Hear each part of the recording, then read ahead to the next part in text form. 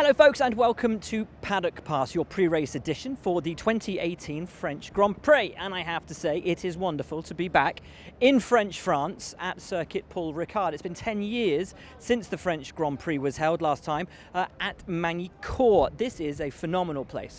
South of France, midway sort of between Marseille and Nice. It was brought back to life, having been a Grand Prix venue during the 70s and 80s. It fell into disrepair, was brought back to life as a test track, a high-tech test track, in the early 2000s and has been used for that purpose ever since. But we return to racing ways this weekend. Will it prove to be a good racing circuit?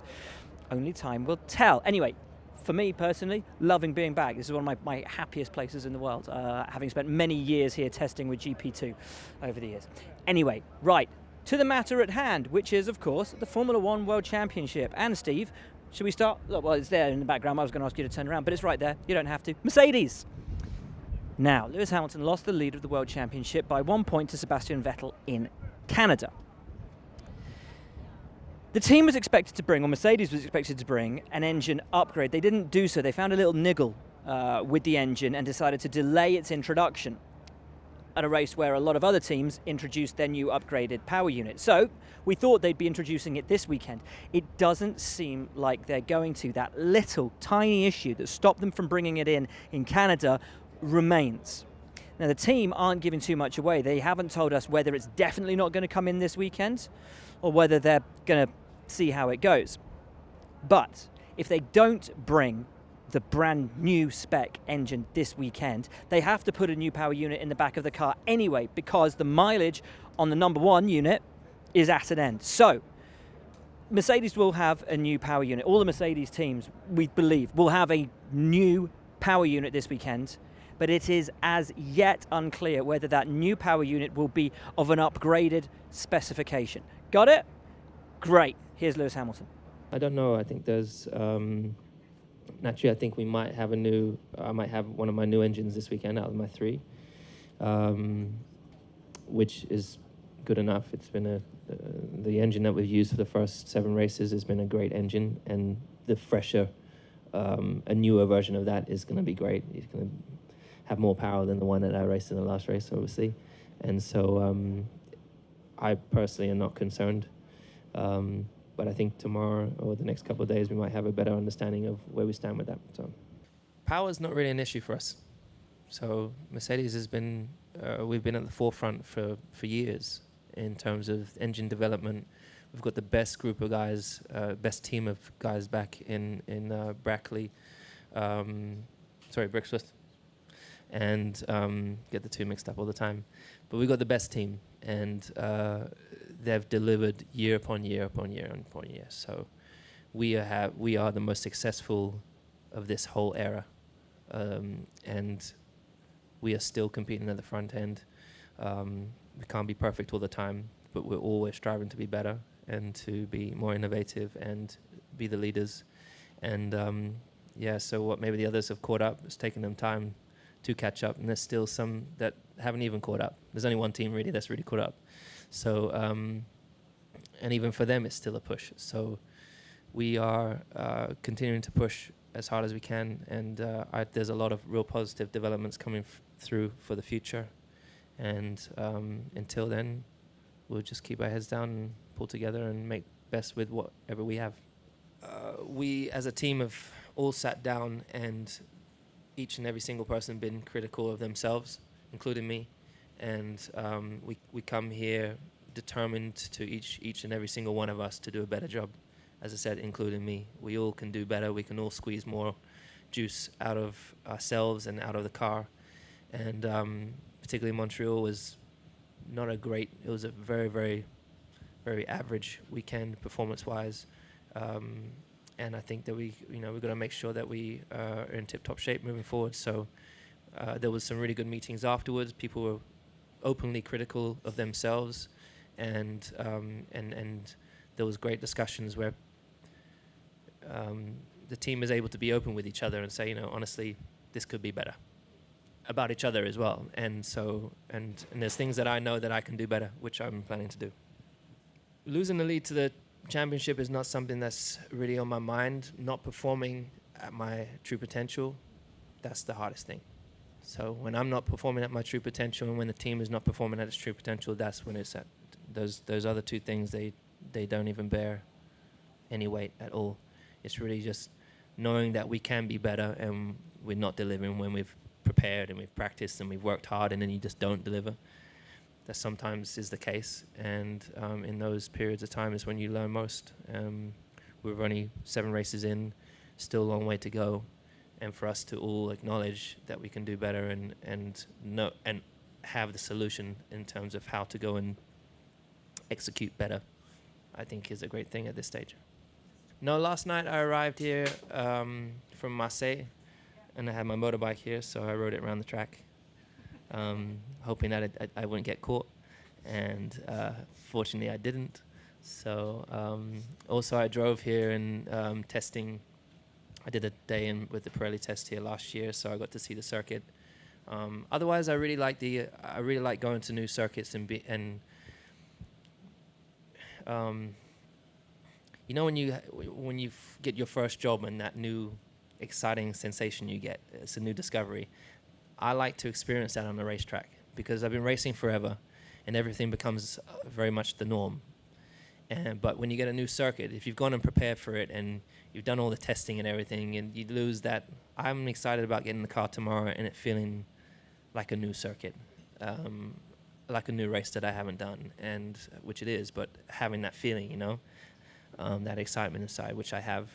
So I feel very positive coming into this weekend, and you know, I think there's been 18 Grand Prix here, is it?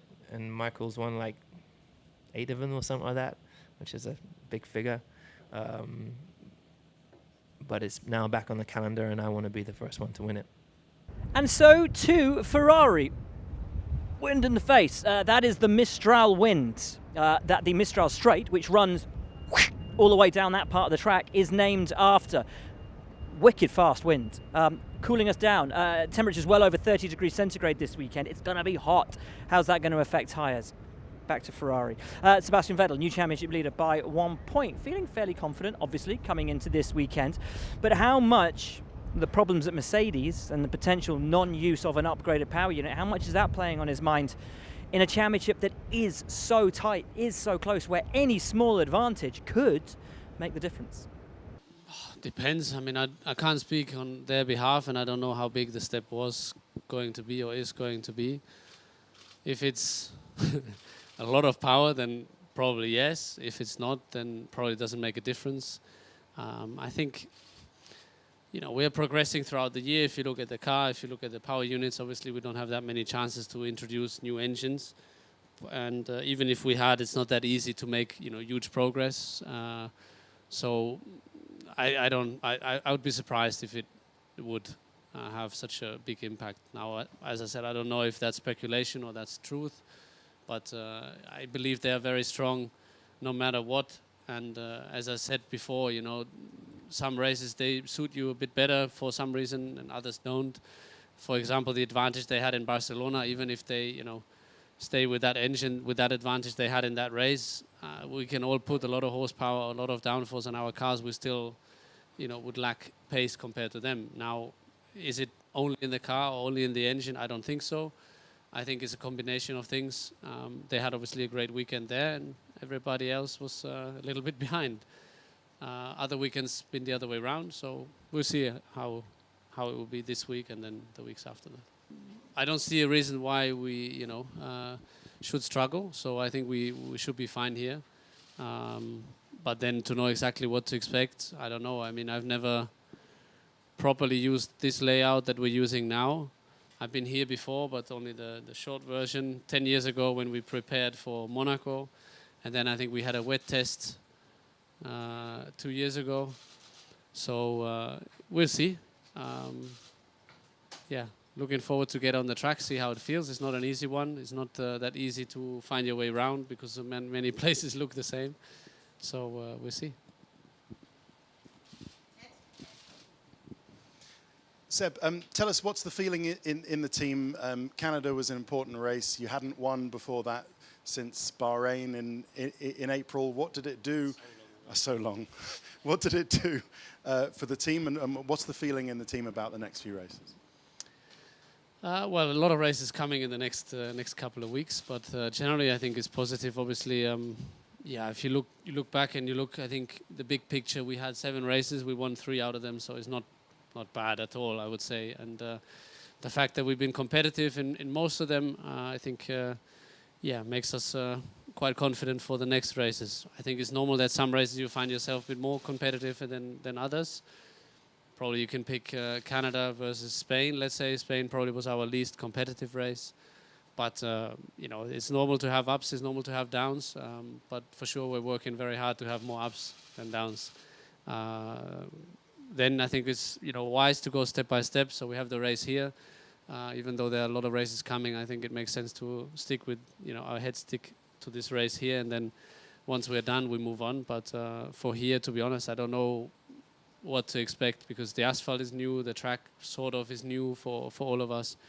For sure, all the people will bring some development parts in the next week and in the next weeks, and so do we. But I think if we have similar trend as the last races that we are there, we're in the mix, we're able to fight, then that's positive. Right, we've done the top 2. Now to the third fastest team in Formula 1, although quickly becoming a team that can fight both Ferrari and Mercedes for top honours, as we saw last time out in Canada. Big news this week. You know what? It's the first time I've noticed that. It's not even said on there. Renault is mentioned nowhere, possibly an indication of how toxic the relationship has become between Red Bull and its power unit provider over the last few years. The divorce, though, announced just this week. Red Bull has signed a deal to race with Honda Power 2019 and 2020. Of course, new regulations set to come in 2021, potentially opening the door for new engine providers, new power unit providers. Aston Martin believed to be interested, if the regulations work in their favour, interested in coming in and being an engine provider for Red Bull Racing or for whoever else might want them. Anyway, that remains to be seen. 2019 and 2020, though, Red Bull will be powered by Honda. We've seen the writing on the wall, of course. Toro Rosso making big leaps this year with that Honda power unit in the back of their car. Whilst nowhere near as competitive as, say, a Mercedes, certainly the steps forward this year, when taken into consideration with the steps made last year by Honda, appear very positive. Certainly positive enough for Red Bull to take that plunge. What, however, does that mean for Daniel Ricciardo? He is, we think, along with Kimi Räikkönen, the key to the driver market this year. Does Red Bull committing to Honda shore up his belief that he needs to stay with the team or that he needs to leave the team? And as we arrived here in France, news. In an interview, Helmut Marko says they have been approached by McLaren for Daniel Ricciardo's services to the tune of 20 million. Bluster? Bluff? Truth? Who knows? Daniel Ricciardo's got a decision to make. I'm happy that they've made a decision. I guess they've pulled the trigger. Obviously, I knew for a little while that there was some thoughts about it, and it was obviously either stay with Renault or move. And at least just for me to kind of keep putting the pieces of the puzzle together in my head. At least now I know what the team's doing, and there's some clarity on that. So. Look, I see why the team's done it. I see some positives with making that move. I think Renault and Honda have both made improvements this year. Obviously, I haven't driven Honda, but I can see from Toro Rosso, but I've driven the Renault and I know the progress that's made. So they're both on the up. I guess it's just Red Bull feel that there's more probably potential now with Honda. So yeah, I'll have a listen and try and understand how confident they feel and maybe that can give me a bit more influence on my decision. So the decision's not yet made as for next year? We've used the word decision a lot. No, it hasn't. And if I had made it, trust me, I'd be letting people know because obviously I'm getting asked a lot now. So I'll be actually quite happy to tell people once I know. But yeah, no, I still really haven't made it. But I feel it's coming closer now. But yeah, still, it's not going to happen this weekend or anything like that. So there is a decision to be made. Are there offers on the table? We're hearing that McLaren have made an offer. I'm not going to talk about for how much because that's your thing. Obviously, so is the McLaren deal, but we're going to ask you about that anyway. Is there any truth to that? Are there multiple offers on the table from teams that aren't just Red Bull? There's definitely interest. I mean, I think that's obvious as well. Like, for sure, teams I would like to think they're going to be interested in me. So there is interest. You know, I haven't been given a piece of paper to sign on the dotted line from anyone, but for sure there's some interest. And yeah, there's a lot to take in. There's a lot to try and add up. And again, like, this is the first time for me really being in this position, so I'm not like playing games or anything. I'm not trying to play mind games with anyone. It's just it's a process which I'm really trying to learn and understand and make sure that I get what I want out of it. So, should he stay or should he go? Interesting that, as he says, he does have a decision to make. Well, it might not be something to sign yet. Yeah, nice position to be in for Daniel Ricciardo, or difficult position? It is a decision, ultimately, that will define his career. But one thing he has said is he quite likes the idea of moulding a team around him, much like Lewis Hamilton's done at Mercedes, much like Vettel's doing at Ferrari. So, let's see, does he go to McLaren? Interesting. Anyway, part of that divorce, Red Bull divorce from Renault, means that Renault have one fewer team to give engines to. And one driver who may be caught up in all of that is Carlos Sainz. Of course, a Red Bull junior now racing for Renault. Where does he go? Does that have an effect on his future, where he races next year? Because he's massively happy here.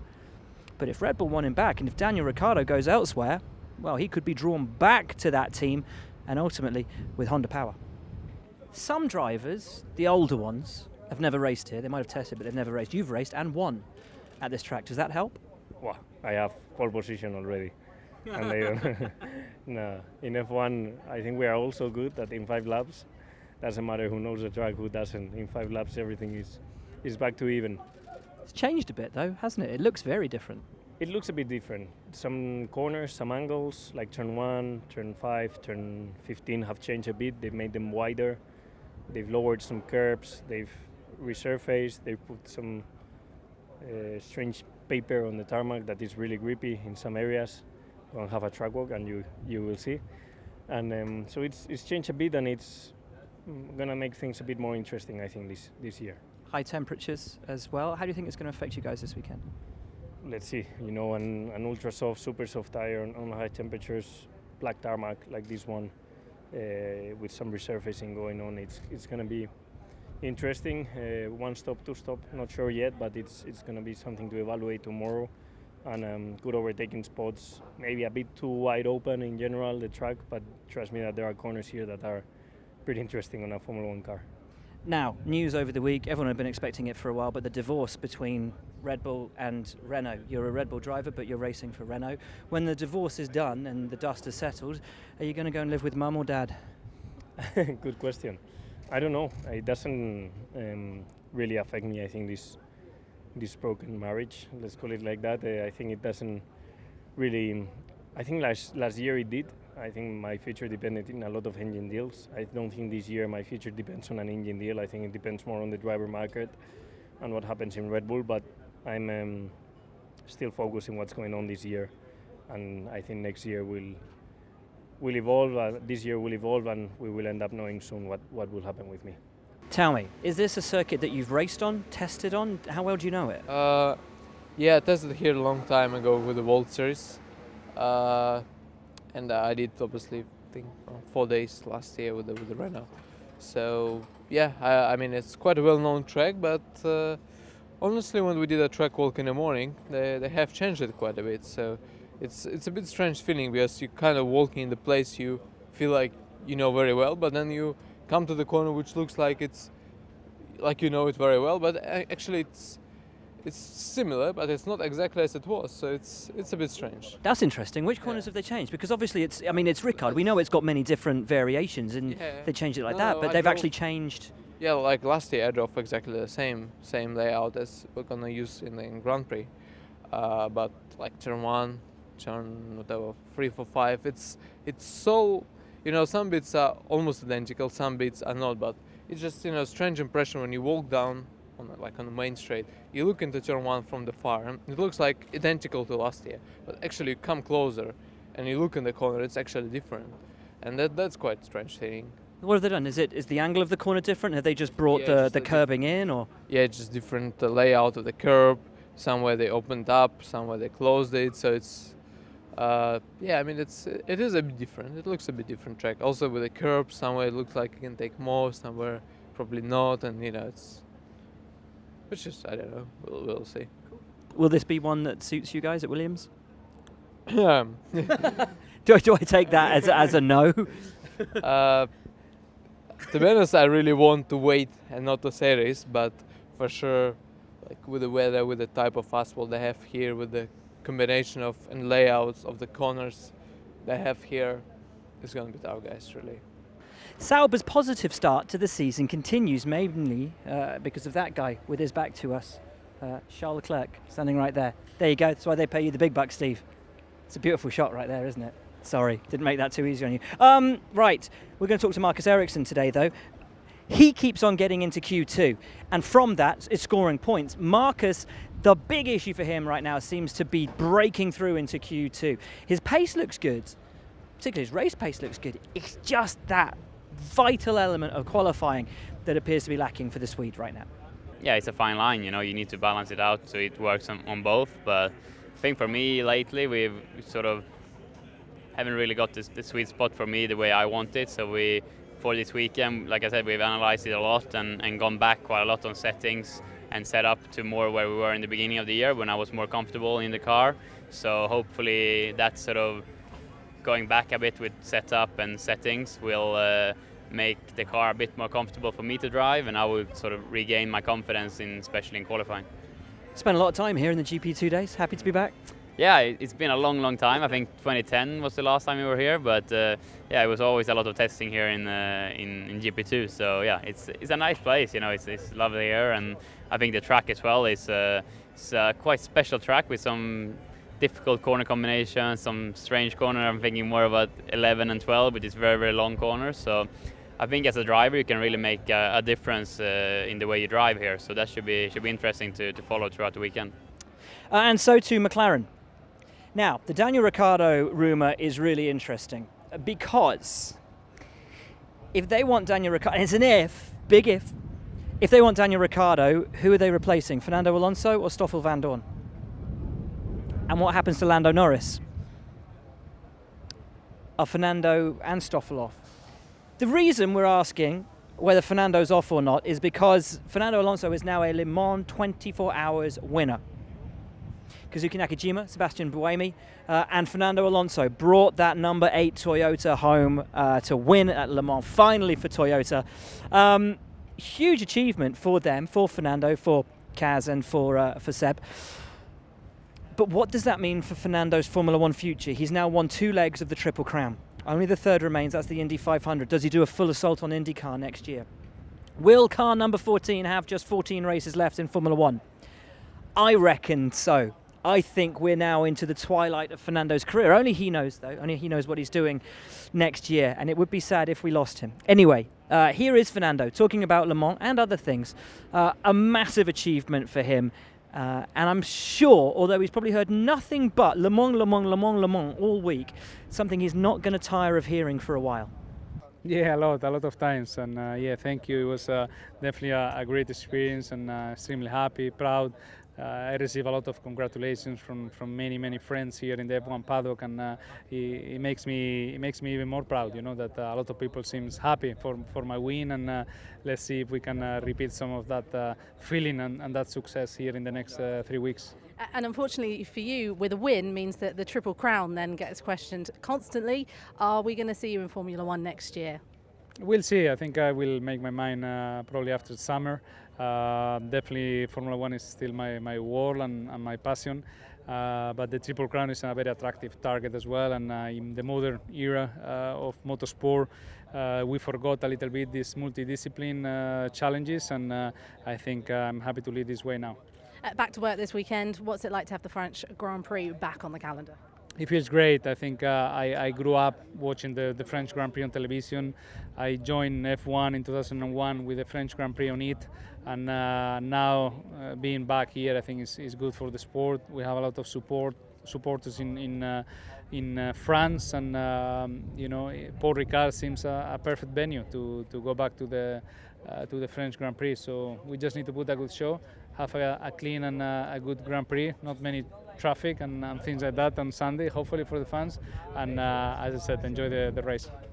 Now, the return of the French Grand Prix is a happy time for Formula One's French fraternity. There are 3 French drivers in the sport this year, all of them with something to prove. Mr. Esteban Ocon, Mr. Pierre Gasly and Mr. Romain Grosjean have had, shall we say, varying levels of success so far this year. Gasly impressing a lot in the Toro Rosso. Ocon doing a stellar job as always in the Force India.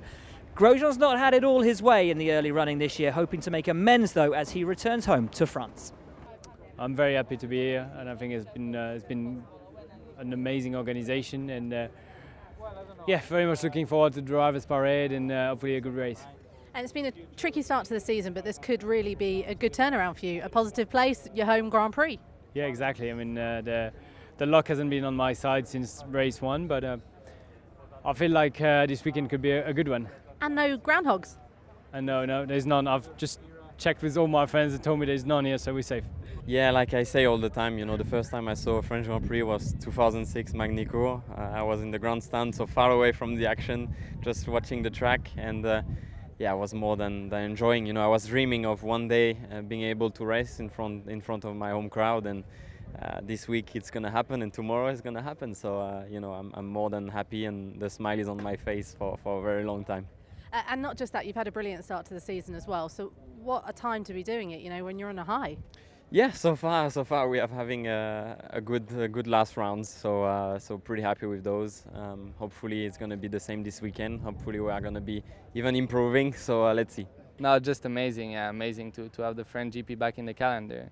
Like all the French drivers in Formula One in the last 10 years didn't have this chance, and I have the privilege in my first season to come in my country. So to race in my country is just a fantastic opportunity. And you have raced here before, albeit slightly different?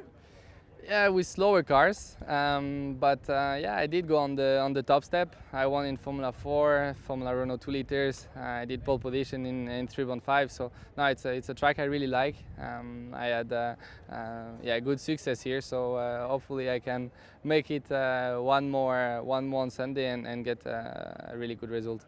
And now you come back as a Formula One driver. What's it going to be like going out there? Are you going to even be able to take it in? Honestly, I've got no idea. I spoke about it with Jean Alesi and Alain Prost to know a bit and to get myself ready to understand how it is. And they told me you cannot describe, you need to live it to really understand how it is to be at home and to race in your country. So yeah, I'm just super excited about it. A lot of supports, and hopefully I can make all my French people proud on Sunday. And it's been a fantastic start to the season already. I say start, we're already at France. Yeah, we're quite far through. Yeah. But it's been fantastic, hasn't it? You've been absolutely smashing it out of the park. Yeah. I mean, it's been positive, I will say. I think we did have some really good results, like in Bahrain with the first place, in Monaco as well. But we lacked a bit of consistency, and hopefully that's what we can find for sort of the last 2/3 of the season. But no, I think everything is going well. I'm feeling better in the car, more comfortable. Also inside the team, start to feel a bit more at home, and I'm really enjoying it. And hopefully we can be even stronger for the rest of the season. Good to hear from the French drivers. Normally there's a pun about those guys. It's a bit of a hassle this week. Anyway, so French Grand Prix is back, 2018. It's wonderful to be back in the south of France, wonderful to be back at Circuit Paul Ricard. The circuit, as we said, is a high-tech test track. It's not a racetrack. Will it provide good racing? Listening to what Sergei Sirotkin said earlier about them changing the angle of some of the corners, that is purely to try and elicit a little bit of overtaking, try and make it more of a challenge for the guys as well. So we'll see whether that plays out or not. Either way, the food here is fantastic. We are in the Bandol wine region, and the rosé flows and is divine. it's going to be a great week, whatever happens. Apart from the fact that the pool where we're staying is green and we're not allowed to go in it. And in 30-degree heat, to be fair, I'm not going to get out of here till like 8, 9 o'clock every night anyway. So that's your lot, though, from Paddock Pass. Welcome back to France. Welcome back to Paul Ricard. Can't wait to see how the weekend goes. It's a beautiful place. It's a beautiful track. One hopes it will bring us a beautiful race. For now, though, that's your lot. We'll see you later.